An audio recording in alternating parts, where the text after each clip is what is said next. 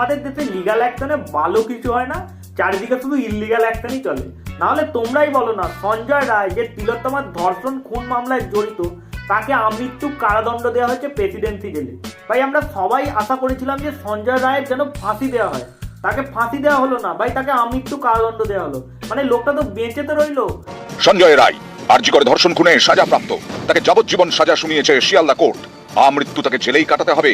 এখন তার ঠিকানা প্রেসিডেন্সি জেল। মানে এখান থেকে এটাই প্রমাণিত হলো, তুমি যদি ওয়েস্ট বেঙ্গলে জন্মগ্রহণ করো আর ভুল করেও যদি ধর্ষণ খুন করে ফেলো, যাকে খুন করবে সে তো মারা গেল, সেটা আলাদা ব্যাপার ভাই। নিজে তো মরবে না, তুমি নিজে মরবে না, তোমার তো ফাঁসি তো হবে না, আমৃত্যু কারাদণ্ড হবে, জেলে থাকবে, সেখানে খাটবে খাবে, ব্যাস লাইফ তো ওখানেই কেটে যাবে।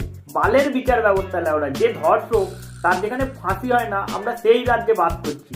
আমার ভাবতেই খারাপ লাগে যে এত ধর্ণা দেওয়া হলো, এত কিছু করা হলো, তার ফল এই হলো। আপাতত অদক্ষ শ্রমিক হিসেবে